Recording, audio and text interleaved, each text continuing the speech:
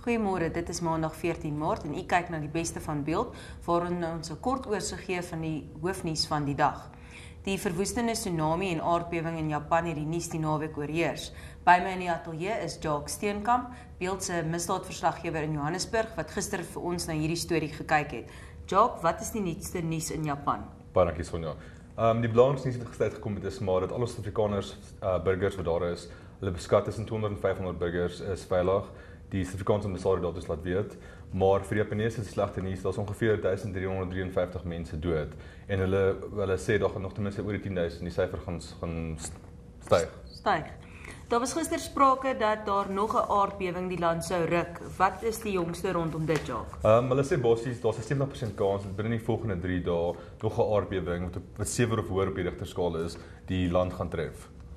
Maar hulle sê dat na Woensdag die syfer gaan op 50% toe gaan. En ek aanvaar die reddingswerk word bemoeilik deur die vulkaan wat daar uitgebars het. Wat is die jongste daar rond? Beslis, hulle sê omtrent die Shinmudaki vulkaan het gister weer uitgebars.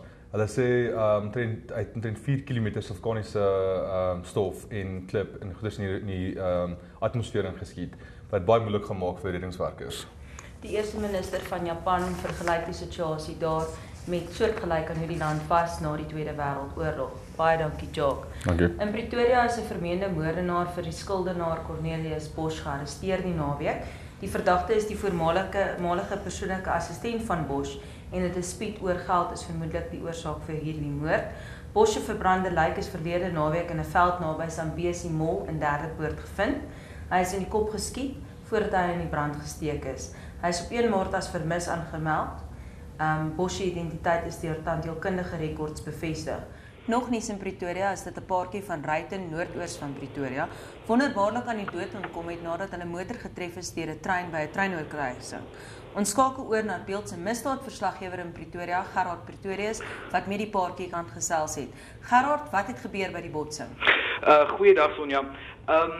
Egpaartjie is Vrydag aand nou aan die dood omgekom toe 'n trein hulle raak gery het. Meneer Christoph Engelbrecht en sy meisie, mevrou Seria Harold, het Vrydag aand die treinkruising oorgesteek waar hulle beweer die trein glad nie sy ligte aangehad het nie. Die volgende oomblik het Engelbrecht net vir sy vrou gegil, die trein is hier en die trein het hulle toe getref. Hy sê toe hy wakker word het hy haar net in sy meisie se gesig vasgekyk en net bloed gesien. Hy het gedink natuurlik sy is dood. Hy sê hy het nog nooit in sy lewe so erg geskrik nie. Hy sê dit was op die dag van sy seun se 3de verjaarsdag gewees en is net ongelooflik bly dat hy nie sy seun ook in die kar gehad het nie. Gerard, het die paartjie ernstige beserings opgedoen? Die paartjie het nie ernstige beserings, Engelbrecht het glad nie ernstige beserings opgedoen nie, maar Harold het wel haar linkerboarm gebreek en haar weefsels en haar ribbes seer gemaak en redelike ernstige snye op haar gesig opgedoen. Baie dankie, Gerard. Lees ook die nuutste verwikkelings in Libië vandag in Beeld. Ons militêre spesialis Erika Gibson is daar waar sy saam met die noodreddingsgroep Gift of the Givers werk. Lekker lees.